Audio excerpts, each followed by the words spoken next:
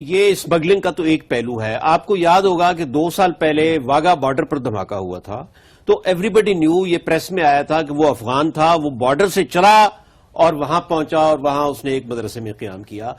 تو دہشت گردوں کے لیے تو یہ ایک حلوہ بنا ہوا ہے، جنت بنی ہوئی ہے. کہ آپ کو یاد ہے ہارٹ آف ایشیا کا جو کانفرنس ہوئی تھی اسلام آباد میں، اس میں جو تقریر کی تھی انہوں نے اشرف غنی نے، اگر ریکال کریں، ان کی ساری تھرسٹ جو تھی نا وہ تھی economic linkages between Pakistan and Afghanistan اور لنکیجز ایون انڈیا. لیکن آج بھی اگر ہم سینسبلی اس بات کو اپروچ کریں، پریگمیٹک طریقے سے اپروچ کریں، جو افغانستان کہہ رہا ہے ہم سے مانگ رہا ہے کہ مجھے ٹرانزٹ روٹ دو انڈیا جانے کے لیے اوور لینڈ اور وہاں سے امپورٹ کرنے کے لیے، وہاں ایکسپورٹ کرنے کے لیے، اگر آپ آج دے دیں انہیں تو یہ ساری جو پریشانیاں ہیں ہمارے افغانستان کی وہ دور ہو جائیں گی. دس از دا موسٹ امپورٹنٹ. آپ کو لگتا ہے یہ سب سے زیادہ اہم چیز یہی ہے. اور دوسری طرف آج آپ ہندوستان کو اوور لینڈ روٹ دے دیں to go to Afghanistan and beyond, تو ہم ہو سکتا ہے کہ کشمیر کے پرابلم بھی ریزالو کر لیں. یہ انڈیا کے لیے اتنی زبردست چیز ہے، یہ آپ یقین کریں. مگر صرف وہ ہمیں بائی پاس کر کے جا رہے ہیں نا، وہ چابہار کنیکٹ کرنے جا رہے ہیں. انہوں نے کہا کہ ٹھیک ہے ہم اپنا سمندر سے راستہ نکالتے ہیں، ہم ادھر سے جاتے ہیں. اگر چابہار اگر ہو گیا تو ہماری یہ اپارچونٹی ونڈو بند ہو جائے گی اور اپارچونٹی کاسٹ جو ہے نا وہ انڈین کشمیریز دیں گے. ٹھیک ہے، آپ کو کیا لگتا ہے کیوں تعلقات اتنے خراب ہو گئے؟ اس لیے کہ ہم مسلمان ہیں. اچھا. اور ہمارا کوئی ایک وطن نہیں ہوتا. جہاں بھی جائیں زمین ہماری ہے. اور ہمارے درمیان حدود نہیں ہونی چاہیے، کوئی باؤنڈریز نہیں ہونی چاہیے. یہی آپ سکھاتے آئے ہیں اتنے سالوں سے، اسی پر عمل ہو رہا ہے. اور جب آپ ملا عمر کے پاس گئے تھے اور آپ کے انٹیلیجنس کے سربراہ گئے تھے، انہوں نے کہا یہ ہم ڈیورنڈ لائن پر کوئی فیصلہ کر لیں، تو انہوں نے کہا یہ ڈیورنڈ لائن کا فیصلہ ہم نہیں مانتے، جائے بھاگ جائے. اس کے باوجود بھی ہم نے اپنا ملک تباہ کرا دیا ان لوگوں کے ہاتھوں. روسیوں کو اس لیے نکالا کہ وہ اگر آ گئے تو ہماری عورتوں کو مشترکہ ملکیت بنا لیں گے. ملا نے یہ بات بیچی اور ملا کی بات یہ بکی بھی خوب.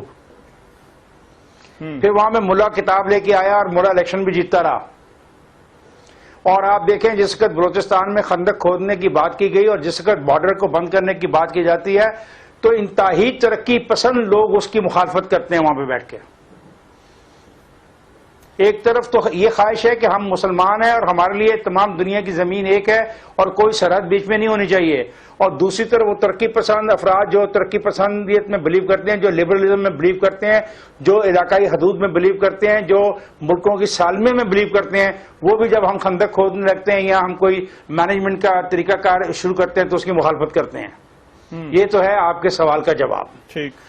میں سن رہا تھا ضیاء الدین صاحب کو، وہ بالکل صحیح کہہ رہے ہیں کہ ایک کوشش کی جا سکتی ہے کہ آپ ان کو راہداری دے دیں، کیونکہ ہمیشہ سے ایک لینڈ لاکڈ ایریا ہے. لیکن اب آپ کو اچھی طرح پتا ہے کہ اس راہداری کا جو فائدہ انہوں نے اٹھایا ہے وہ یہ ہے کہ دنیا بھر کا جو ٹائر ٹیوب ہے ان کو چاہیے، دنیا بھر کی بجلی کی الیکٹرانکس ان کو چاہیے، دنیا بھر کی وہ تمام چیزیں جو ان کی ضرورت نہیں ہے وہ ان کے ملک میں آتی ہیں، پھر ہمارے ملک میں آتی ہیں. تو جو پیرلل اکانومی پاکستان میں چل رہی ہے اس میں ان کا بڑا ہاتھ ہے. اور یہ بات بھی میں نے سنی ایک دوست سے کہ ان کو نکالنا بہت مشکل ہے، یہ تو بہت ظلم ہو جائے گا. تو پھر آپ ان پہ ظلم نہ کریں، رہنے دیں ان کو یہاں پہ. کس نے کیا ظلم کریں؟ تو اپنے پہ ظلم کرواتے رہیں. مانے ایک صوبے کی آپ نے آبادی میں کی ڈیموگرافک کو چینج کرنے کی کوشش کر رہے ہیں. اگر وہاں پہ مردم شماری ہوتی ہے تو وہاں کی ڈیموگرافک تبدیلی آ جائے گی. حقیقت میں کیا کریں؟ نہیں سنیں، اب بات سنیں، اب میری بات سنیں بڑے. یہی تو ہمارا پرابلم ہے ہمارے پاکستان کا کہ جب ہم جیسے لوگ بولتے ہیں تو ان کا منہ بند کر دیا جاتا ہے، ان کو بولنے کا موقع نہیں دیا جاتا، نتیجہ ڈائیلاگ جنم نہیں لیتا.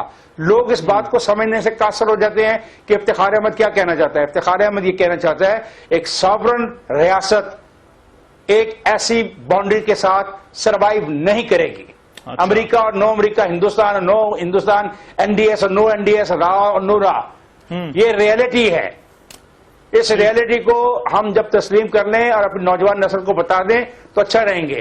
کیونکہ وہاں پہ ایک نوجوان نسل ایسی جنم لے چکی ہے جو مانتی ہے کہ دس بارڈر از ارریلیونٹ، یہ بارڈر کوئی چیز ہی نہیں ہے.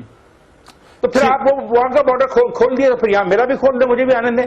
ٹھیک ہو گیا. کیونکہ پنجاب ایک تھا، ہم ایک زبان بولتے تھے، ایک جیسا کھانا کھاتے تھے، ایک جیسے کپڑے پہنتے تھے، ایک جیسے ہمارے تہوار ہیں، ایک جیسے ہمارے گیت ہیں، ایک جیسے ہمارے گانے ہیں. مطلب یہ کیا مسئلہ ہے؟ مطلب محض ایک مذہب کو ایکسپلائٹ کر کے ساری تباہی کی جا رہی ہے، اور ہم کیے جا رہے ہیں 1980 کے بعد، اور رک نہیں رہے اور باز ہی نہیں آ رہے.